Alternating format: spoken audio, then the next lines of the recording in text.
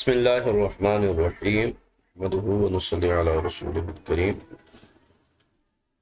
اما بعد فاعوذ باللہ السمیع العلیم من الشیطان الرجیم بسم اللہ الرحمن الرحیم الصلاة والسلام علیکہ یا رسول اللہ وعلی آلک واصحابک یا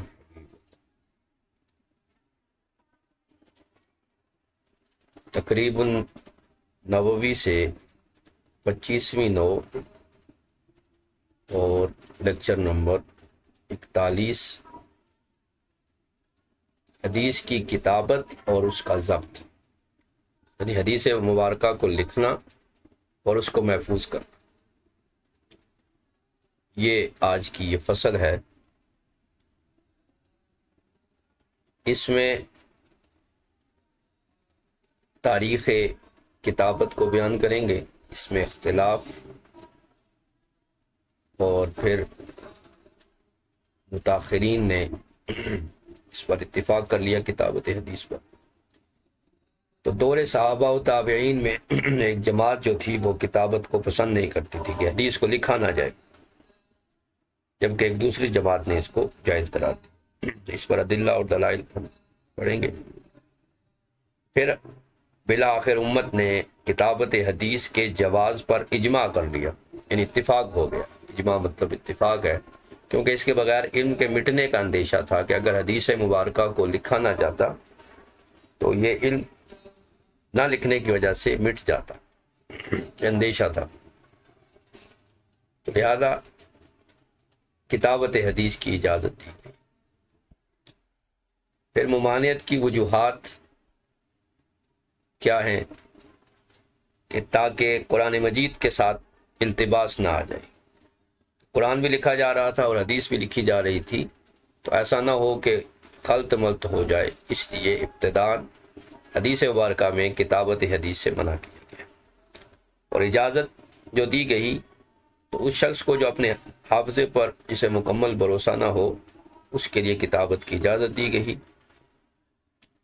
اور تطبیق ان دونوں میں ایسے ہوگی، ممانعت کی اور اجازت کی روایات میں، کہ ممانعت اس وقت تھی جب قرآن کے ساتھ اشتباہ اور التباس کا خلط مرت ہو جانے کا اندیشہ تھا، اور اجازت اس وقت ملی جب یہ خطرہ ٹل گیا۔ تو علم کی حفاظت کے لیے حضور کا یہ فرمان ہے، علم کو کتابت کے ذریعے قید کر لو، محفوظ کرو۔ اب اس کے بعد کتابت میں ضبط اور تحقیق، کہ اس کو لکھا کیسے جائے، اعراب لگائے جائیں تو ہر حرف پر ہر لفظ پر لگائے جائیں یا مخصوص پر، اس پر گفتگو ہوگی۔ اعجام یعنی نقاط، ہم شکل حروف کے نقطوں کو واضح کرنا۔ پھر بغیر اعراب کے کتابت، تو بعض علماء صرف مشکل الفاظ پر اعراب لگانے کے قائل تھے، جبکہ صحیح یہ ہے کہ تمام الفاظ پر اعراب لگائے جائیں گے۔ اس کے بعد ناموں کی اہمیت۔ نام اگر کسی راوی کا ہے تو اسے سب سے زیادہ احتیاط سے لکھنا چاہیے ضبط کے ساتھ، کیونکہ اس میں قیاس نہیں چلتا اور نہ ہی سیاق و سباق سے پتہ چلتا ہے کہ یہاں یہ راوی ہو سکتا ہے۔ اسی طرح حاشیہ نگاری میں، یعنی کسی نسخے کی کوئی تحقیق کر رہا ہے تو متن، مشکل الفاظ کو متن میں واضح لکھنے کے ساتھ ساتھ حاشیے میں بھی الگ سے اس کی وضاحت لکھنا یہ مستحب ہے۔ اس کو اچھا علماء نے قرار دیا۔ اچھا، اور لکھائی کا انداز کیسا ہو کہ نہ بہت باریک ہو اور نہ ہی بہت کہ ایک ہر دوسرے سے پیوست ہو جائے، یعنی جڑا ہوا ہو، بلکہ واضح اور جدا جدا الفاظ ہونے چاہیے، کوئی پڑھنے میں کوئی مشکل اور پرابلم نہ ہو۔ اس کے بعد وہ حروف جن کے نقطے نہیں، حروف مہملہ، ان کی پہچان۔ ایسے حروف جن کے نقطے نہیں ہیں، مثلا دال، زا، را اور سین، ان کو حروف منقوطہ یعنی نقطے والے حروف سے جدا کرنے کے قدیم طریقے۔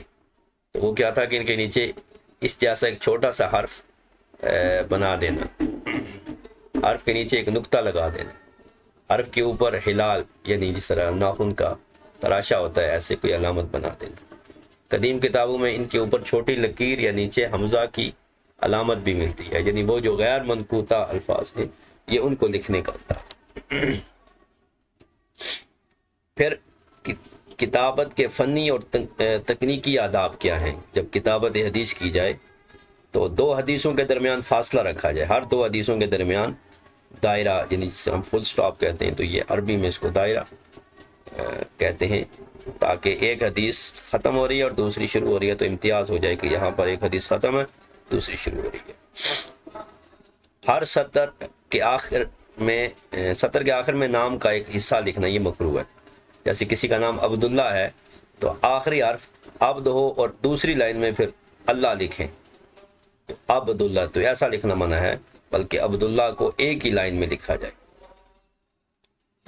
کہ دوسری لائن میں جب اللہ ہوگا تو وہ کوئی اسے اللہ ہی سمجھ بیٹھے گا، اس لیے یہ بھی اس کا لحاظ رکھا جائے. پھر رسول علیہ الصلوۃ والسلام کے نام کے آخر، رسول اللہ کو سطر کے آخر میں بھی نہیں لکھ سکتے اور اللہ کو اگلی لائن میں، یہ بھی ناپسندیدہ ہے. اسی طرح حضور علیہ الصلوۃ والسلام پر کے نام کے ساتھ درود و سلام بھی لکھا جائے. مختلف روایات اور ان کی تمیز، انہیں ممتاز کریں. روایات کا فرق، کاتب کو چاہیے کہ وہ اپنی کتاب کو ایک روایت پر رکھے اور دوسری روایات کے اضافے کو حاشیے میں لکھے. راوی کا نام، حاشیے میں اضافہ لکھتے وقت متعلقہ راوی کا مکمل نام لکھنا چاہیے، صرف اشارے یعنی رموز پر اکتفا نہیں کرنا چاہیے. اور اس کے لیے محدثین نے سرخ روشنائی کا استعمال کیا ہے کہ جو اضافہ ہوتا اصل کتاب میں نہ ہوتا تو اسے حمرہ یعنی سرخ سیاہی سے لکھتے تاکہ اصل سے ممتاز رہے. پھر اصطلاحات کی بھی وضاحت، اگر کوئی کاتب کوئی خاص رمز استعمال کرے تو کتاب کے شروع میں یا آخر میں اس کی وضاحت کرنی چاہیے کہ اس کتاب میں یہ اصطلاح استعمال ہوگی، لہٰذا اس کو یاد رکھنا چاہیے. درود و سلام بھی لکھتے ہوئے پڑھنا چاہیے. یہ ایسے سواد لکھ دینا یا اس طرح کا علامت جو ہے نا، یہ شرعاً جائز نہیں ہے. ٹھیک ہے، ہمیشہ صرف سواد یا اس طرح لکھنا مکروہ ہے. بلکہ علماء نے فرمایا کہ جس نے پہلا ایسا لکھا تو اس کا ہاتھ کاٹ دیا گیا. تکرار سے نہ تھکنا، یعنی نام اقدس جتنی بار آئے اتنی بار درود شریف لکھنا چاہیے. اس سے محرومی بہت بڑی محرومی ہے. یعنی بعض علماء نے لکھا ہے کہ درود پاک کی برکت سے اس کاتب کی بخشش ہو گئی جس نے لکھا. پھر تلفظ اور کتابت، اصل نسخے میں درود نہ بھی ہو تب بھی کاتب کو لکھتے ہوئے اور پڑھتے ہوئے اس میں اضافہ کرنا چاہیے. آپ کہیں نہیں جی اصل کتاب میں درود شریف نہیں لکھا ہوا تھا، تو ممکن ہے کاتب نے نہ لکھا ہو، لیکن اس سے نقل جب کی جا رہی ہو تو اس وقت درود و سلام لکھنا چاہیے. آج بھی ہم اگر ٹیکسٹ میسج میں اگر کوئی حدیث پاک لکھتے ہیں تو نبی پاک صلی اللہ تعالیٰ علیہ وسلم پر درود و سلام پڑھنا بھی چاہیے اور لکھنا بھی چاہیے. اسی طرح تقاریر میں بھی، بیانات میں بھی علماء کو چاہیے کہ وہ ہمارے نبی نے فرمایا، نبی پاک نے فرمایا، تو اس کے ساتھ درود السلام کا بھی اضافہ ہونا چاہیے. یہ جو ہے وہ چاہے وہ تکلم ہو یا کتابت ہو، دونوں میں درود السلام کا. اللہ تعالیٰ کے لیے عز و جل سبحانہ و تعالی جیسے کلمات کا اضافہ، جیسے دعوت اسلامی کا ایک منفرد انداز ہے کہ وہ اللہ رب العالمین کا جب وہ نام لیتے ہیں تقاریر میں یا تحریروں میں تو وہ یہ ساتھ لکھا ہوتا ہے. تو یہ اسلوب جو ہے وہ ایک اچھا انداز ہے. اور صحابہ کرام کے ساتھ رضی اللہ عنہ اس طرح رے دعات لکھ دینا، اس طرح یہ شرعاً جائز نہیں ہے. جس طرح یہ یہاں پر اس نے لکھا ہے، اے آئی نے لکھا، تو یہ بھی جائز نہیں ہے.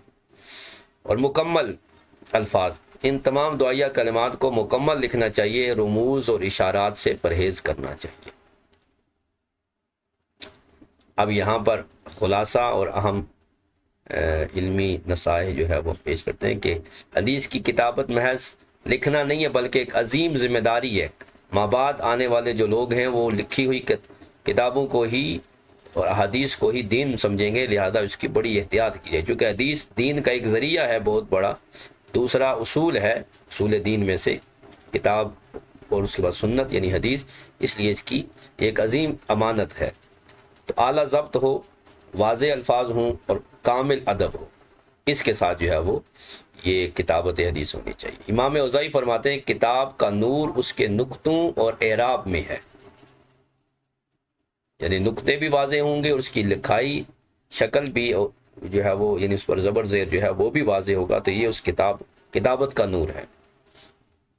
اب آخر میں یہ ضبط کو بیان کرتے ہیں، اعجام اور شکل اور ملتبس. تو یہ آج کی گفتگو جو ہے وہ آج ہم اس کے متعلق پڑھیں گے، کتابت حدیث. تو ان میں 9 مسائل جو ہے وہ اس چیپٹر میں ذکر کیے ہیں، نوع خامس و عشرون میں، یعنی 25ویں نو میں، جس میں سے ہم ابتدائی 2 سے 3 مسائل جو ہے وہ پڑھیں گے. اب آتے ہیں متن کی طرف.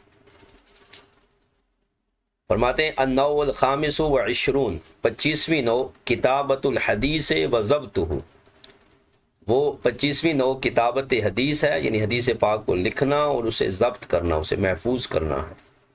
وفیہ مسائل، اس میں چند مسائل ہیں، یعنی 9 مسائل انہوں نے ذکر کیے ہیں.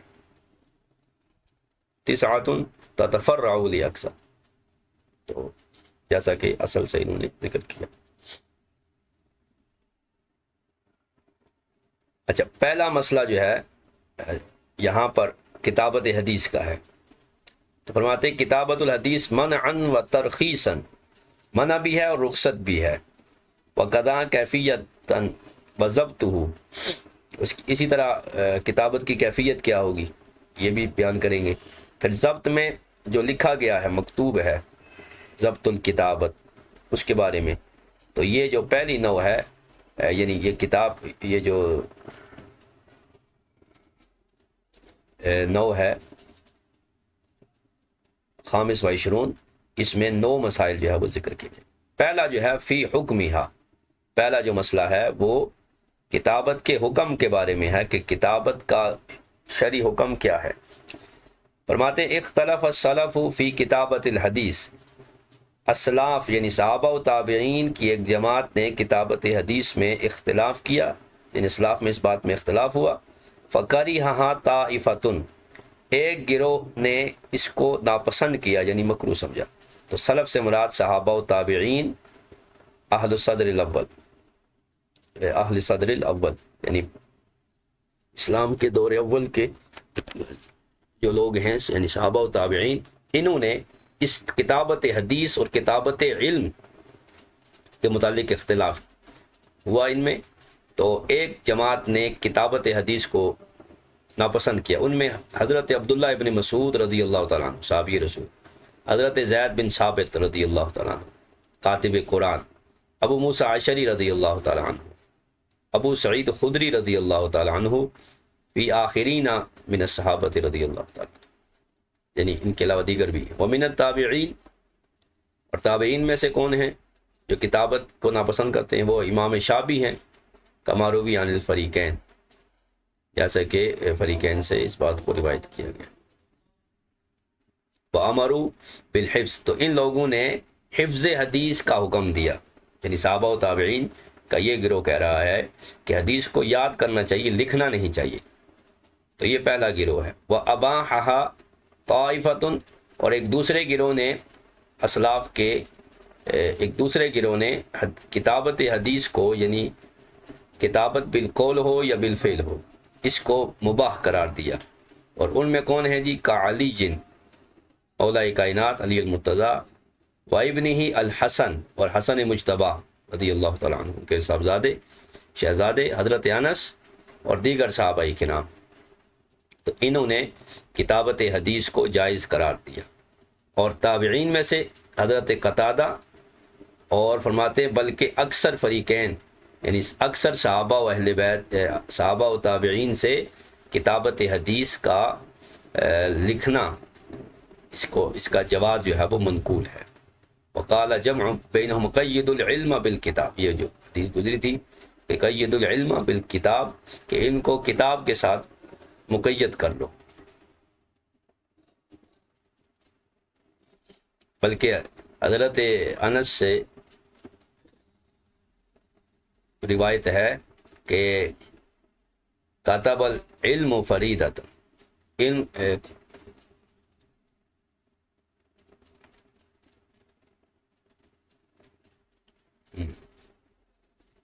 کتب العلم فریدۃ، کہ علم کو لکھنا جو ہے وہ فرض ہے. جس طرح طلب العلم فریدۃ ہے، علم کو طلب کرنا، تو ان سے ایک روایت ہے کہ کتب العلم فریدۃ.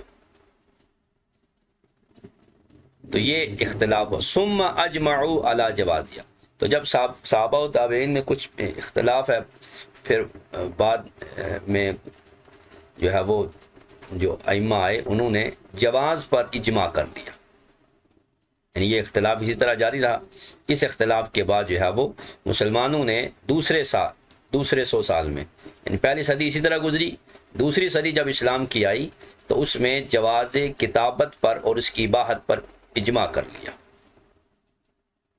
چونکہ اس زمانے میں احکامات کو مدون کیا گیا، جیسے کتابت حدیث حضرت عمر بن عبدالعزیز رضی اللہ تعالیٰ عنہ نے لکھوائی. ٹھیک ہے، حتیٰ کہ حضرت قتادہ سے جو تابعی، ان سے پوچھا گیا کتابت کے بارے میں، تو آپ نے فرمایا وما یمنعک، تجھے کیا چیز منع کرتی ہے، وقد انبأک لطیف الخبیر، جبکہ تجھے لطیف و خبیر نہیں، یعنی اللہ تعالیٰ نے خبر دی ہے کہ انہ قد کتب، کہ قرآن بھی لکھا ہوا ہے. پھر آپ نے آیت پڑھی فی کتاب لا یضل ربی ولا ینسا، کہ یہ قرآن جو ہے وہ کتاب میں ہے، تیرا رب یعنی لا یضل ربی، میرا رب نہ بھولتا ہے اور نہ ہی جو ہے وہ اس سے کچھ رہتا ہے، یعنی ضائع ہوتا ہے. تو اس طرح کی دیگر آیات سے آپ نے کتابت حدیث سے پر استدلال فرمایا. اب اباحت اور نہیں کی 2 حدیثیں ہیں. اباحت والوں کے پاس بھی حدیث ہے اور نہیں والوں کے پاس بھی، کہ نہیں لکھنا چاہیے، ان پر بھی حدیث ہے. وجاء فی الاباحۃ والنہی حدیثان، اباحت کتابت اور نہی کتابت حدیث پر 2 حدیثیں ہیں. اچھا، کہہ رہے ہیں فاکثر، اس سے بھی زیادہ ہیں، لیکن اختصاراً ماتن نے 2 کو ذکر کیا. فالاول منہما، پہلی جو ہے نا اباحت کے لیے ہے، وہ حضور علیہ الصلوۃ والسلام کا فرمان ہے حجۃ الوداع کے موقع پر، اکتبوا لابی شاہ، کہ ابو شاہ جو تھے انہوں نے کہا کہ میرے لیے یہ خطبہ حجۃ الوداع لکھا جائے. تو حضور علیہ الصلوۃ والسلام نے فرمایا کہ ابو شاہ کے لیے یہ خطبہ لکھ دیا جائے. تو لہذا کتابت حدیث سے یہ مسئلہ جو ہے وہ ثابت ہوا.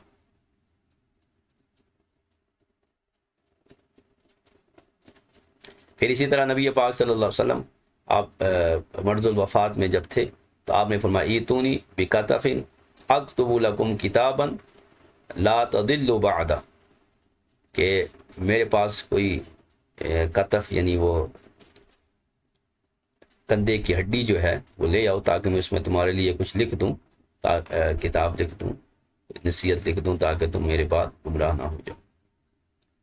اسی طرح حضرت عبداللہ بن عمر کو لکھنے کی اجازت دی، وہ حضور کی ہر بات لکھتے. حتیٰ کہ حضرت ابو ہریرہ نے فرمایا کہ میں نہیں جانتا صحابہ کرام میں کہ مجھ سے زیادہ کسی کو حدیثیں یاد ہوں سوائے عبداللہ بن عمر کے، انہیں میرے برابر حدیثیں یاد تھیں. کیوں؟ لکونہ کان یکتب و ابو ہریرہ لا یکتب، کہ وہ لکھتے تھے حدیثیں اور ابو ہریرہ لکھتے نہیں تھے. تو یہ جو روایات ہیں یہ اباحت کتابت پر ہے، کہ کتابت حدیث مباح ہے. تو اباحت والوں نے ان مرفوع احادیث سے استدلال کیا. اب وہ جو منع کرتے ہیں کہ حدیث نہیں لکھنی چاہیے، ان کی جو دلیلیں ہیں وہ یہ ہے لا تکتبوا عنی شیئا الا القرآن، کہ فرمان مصطفیٰ صلی اللہ تعالی وسلم ہے کہ مجھ سے کوئی چیز نہ لکھو سوائے قرآن کے، یعنی قرآن کے علاوہ جو چیز بھی میں کہوں اسے نہ لکھا جائے.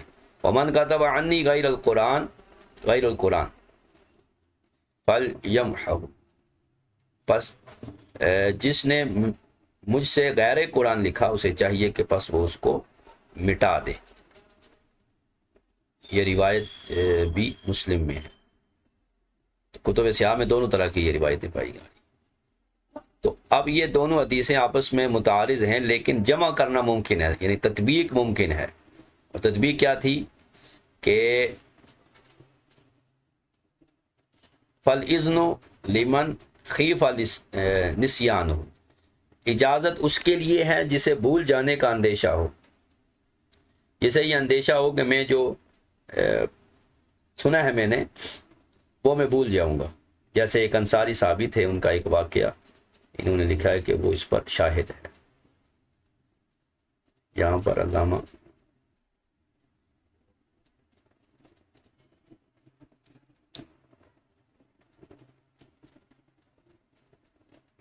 جی یہ وہ واقعہ ہے انصاری صحابی کا. ترمذی کی روایت ہے عن ابی ہریرہ قال کان رجل من الانصار یجلس الى رسول اللہ صلی اللہ علیہ وسلم فیسمع منه الحدیث فیعجبه ولا يحفظه. اسے حضور سے سن کر حدیثیں بڑی اچھی لگتی ہیں لیکن وہ انہیں یاد نہیں کر سکتا تھا. فشکا الى رسول اللہ صلی اللہ علیہ وسلم، حضور سے شکایت کی کہ میں یاد نہیں کر سکتا. فقال فرمایا استعن بیمینک، اپنے دائیں ہاتھ سے مدد لو.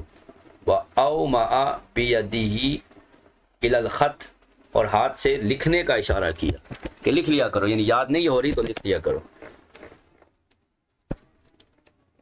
اسی طرح رافع بن خدیج کہتے ہیں کہ میں آپ سے بہت کچھ سنتا ہوں لیکن وہ بھول جاتا ہوں. فرمایا اکتبو ذالک ولا حرج، لکھ لیا کرو. پھر اسی طرح قید العلم بالکتابت. پھر علی حضرت مولا کائنات سے اذا کتبتم الحدیث فاکتبوا بسندی، جب حدیث تم لکھو تو سند کے ساتھ لکھو. تو یہ اجازت اس کے لیے ہے جسے اندیشہ ہو بھولنے کا، اور والنہی لمن امین، اور منع کرنا اس کے لیے ہے جسے بھولنے کا اندیشہ نہ ہو. تو اسے چاہیے کہ وہ حفظ حدیث بھی کرے. تو جسے بھولنے کا اندیشہ ہے وہ لکھ لے، اور جسے بھولنے کا اندیشہ نہیں ہے وہ جو ہے وہ نہ لکھے. فرمایا والنہی لمن امین، نہیں یعنی کتابت کی نہیں اس کے لیے ہے جسے بھولنے کا اندیشہ نہ ہو، بھولنے سے وہ محفوظ ہو، یعنی اس کا حافظہ مضبوط ہو، یعنی نسیان وغیرہ سے، اور اپنے حافظے پر وہ اعتماد کرے. وخیف اتکال، اور جو ہے وہ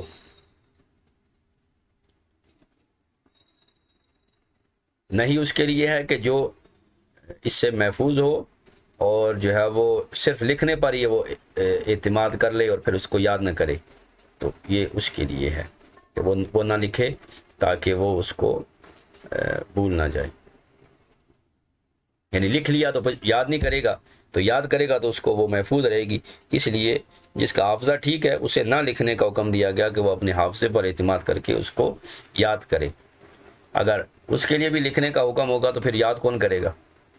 یا پھر فرماتے ہیں کہ دوسری وجہ یہ ہے کہ یہ جو منع کیا گیا ہے نہیں جو ہے وَنَهَا حِينَ خِيفَ اخْتِلَاطُهُ بِالْقُرْآنِ، کہ منع کیا جب قرآن کے ساتھ اختلاط ہونے کا، مکس ہونے کا اندیشہ تھا کہ قرآن اور حدیث مکس ہو جائیں گی ابتدائی دور میں. وَأُذِنَ حِينَ أَمِنَ، اور اجازت دی گئی جب اس بات کا اندیشہ ختم ہو گیا تو اب جو ہے وہ اجازت دے دی گئی ہے. تو یہ جو ہے وہ اختلاف تھا جو کتابت حدیث کے بارے میں کہ لکھا جائے یا نہ لکھا جائے. ثم علی کاتبہ صرف الہمت الی ضبطہ و تحقیقہ شکلا و نقطا یؤمن.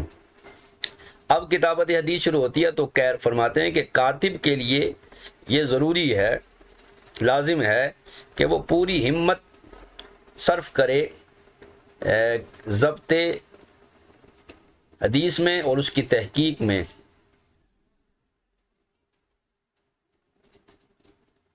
وہ اسے اچھی طرح درست کرے، شکلاً و نقطہ، یعنی اس کی شکل بھی اچھی طرح، یعنی اس کو لکھے بھی اچھی طرح اور اس کے نقطے بھی ایسے بنائے کہ یؤمن اللبس، کہ التباس سے وہ امن میں آ جائے. یعنی ایسا لکھے کہ وہ کسی دوسرے لفظ کے ساتھ یا کسی دوسرے حرف کے ساتھ اس کی مشابہت نہ ہو. اس انداز سے اس تحقیق کے ساتھ لکھے، ہر لفظ کو اس طرح جدا جدا کر کے الگ الگ کر کے لکھے اور نقطوں کے ساتھ لکھے تاکہ ایک لفظ دوسرے کے ساتھ جو ہے وہ مشتبہ نہ ہو جائے. ثم قیل، پھر جب لکھا جائے گا تو کیا سارے الفاظ لکھے جائیں گے یا کچھ لکھے جائیں گے؟ تو اس میں بھی دو موقف ہیں. انما یشکل المشکلہ، ایک قول یہ ہے کہ جو مشکل الفاظ ہیں ان کو لکھا جائے گا. ونقل عن اہل العلم کراہۃ الاعجام والاعراب، اور اہل علم سے نقطوں کی اور اعراب کی کراہیت اور ناپسندیدگی منقول کی گئی ہے. الا فی الملتبس، مگر اس لفظ میں جو ایک جیسا ہے، جیسے با تا ایک جیسے ہیں، تو اب یہاں پر نقطے جو ہے، نقطے اور اعراب لگائیں گے. کسی جگہ نقطے لگائیں گے، جیسے با اور تا میں فرق کرنے کے لیے با کے نیچے نقطہ اور تا کے اوپر نقطہ. لیکن وہ لفظ جو آپس میں التباس نہیں رکھتے، جیسے لفظ فا ہے، تو فا کسی کے ساتھ ملتبس نہیں ہے، تو اب اس کے اوپر نقطہ ڈالنے کی ضرورت نہیں ہے. تو فرماتے ہیں وہ کہ جو ایک دوسرے سے مشابہت رکھتے ہیں تو ان کے پر اعراب اور نقطہ لگایا جائے گا، سب میں نہیں لگایا جائے گا. یہ ایک موقف ہے. وقیلا، دوسرا یہ ہے کہ یشکل الجمیع، تمام کلمات پر، تمام حروف پر اعراب یعنی ان کی شکل بھی بنائی جائے گی، یعنی نقطے بھی اور اعراب بھی ان پر لگائے جائیں گے. اب یہاں پر جو اہل علم سے نقل کیا وہ ہیں ابراہیم بغدادی صاحب سماعت الخط. انہوں نے نقطوں کو اور اعراب شکل وغیرہ کو کی کراہیت کی ہے، یعنی مخصوص الفاظ شکل میں لکھنا. اور ایک قوم نے جو ہے وہ تمام اعراب کے لیے، تمام حروف کے لیے اعراب وغیرہ کو بیان کیا. اور سب و بہل ایاس اذ المبتدی وغیر المتبحر فی العلم، تو قاضی ایاز مالکی نے بھی مبتدی طالب علم کے لیے اور اس عالم کے لیے جو متبحر نہیں ہے، فن میں ماہر نہیں ہے، جو مشکل اور درست میں امتیاز نہیں کر سکتا، تو اس کے لیے اعراب لگائے جائیں گے. جیسے یہ پھر جو ہے وہ اختلاف ہے، یہ حدیث ہے کا زکات الجنین زکات امہ، تو اب اسے زکات امہ بھی پڑھا گیا ہے. یہ جمہور کے نزدیک ہے کہ جو جانور ذبح ہو اور اس کے پیٹ میں بچہ ہو، جنین، تو زکات امہ کا مطلب یہ ہے کہ جو ہی ماں ذبح ہوگی تو وہ بھی ذبح ہو جائے گا. اب اگر وہ ماں کے پیٹ سے زندہ بھی نکل آیا تو وہ جو ہے وہ ذبیح ہے. اور امام اعظم جو ہے اور جو ان کے متابعین ہیں وہ فتح کے ساتھ پڑھتے ہیں. جو فتح کے ساتھ پڑھیں گے اب جو ہے وہ اسے بھی جو جنین ہوگا اسے بھی جو ہے وہ ذبح کیا جائے گا. تو اب یہ اعراب کی وجہ سے یہ دو اختلاف بن گئے.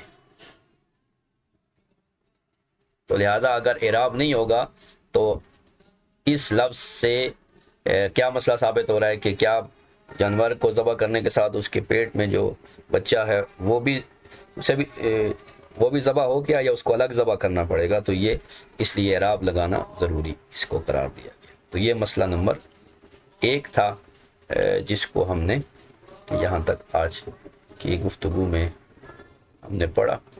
اس میں کافی جو ہے وہ انہوں نے ابتدائی گفتگو کافی لمبی کی ہے، اس لیے جو ہے وہ آج ہم اسی پہلے مسئلے پر ہی اکتفا کریں گے. دوسرا مسئلہ پھر ہم اگلی کلاس میں پڑھیں گے.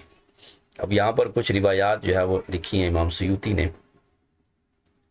ایک تو یہ امام اوزاعی کا قول نور الکتاب اعجامہ، یعنی اس کے نقطے وغیرہ شکل جو ہے وہ یہ ہونی چاہیے، کتابت میں یہ ضروری ہے. اچھا، پھر یہاں کچھ چیزیں ذکر کرتے ہیں کہ اگر جیسے یہ ایک حدیث جو پیش کی ہے، اس کے علاوہ بھی کہہ رہے ہیں کہ اگر اعراب صحیح نہیں ہوں گے اور الفاظ کو صحیح نہیں لکھا جائے گا تو جو عیسائی ہیں ان سے بھی اسی طرح کی غلطیاں ہوئی ہیں. شکل اور اعراب نہ ہونے کی وجہ سے ان سے یہ غلطیاں ہوئی ہیں. جیسے اللہ تعالیٰ نے انجیل میں حضرت عیسیٰ کے لیے فرمایا انت نبی جی، اے عیسیٰ تو میرا نبی ہے، ولدتک من البتول، میں نے تجھے ایک جو ہے وہ بطول عورت سے جو پاکیزہ ہے اس سے پیدا کیا. تو اب ان عیسائیوں نے اس میں تصحیف کی، یعنی اس کو تبدیل کر دیا، لکھنے میں اس کو غلطی کر دی اور انہوں نے لکھا انت بنی جی، تو میرا بیٹا ہے. یعنی نبی جی تھا انت نبی جی، تو نون کی جگہ با لکھ دیا، تو یعنی نون کو با بنا دیا اور با کو نون بنا دیا، تو نبی کو بنی بنا دیا. اب یہ عقیدہ جو ہے وہ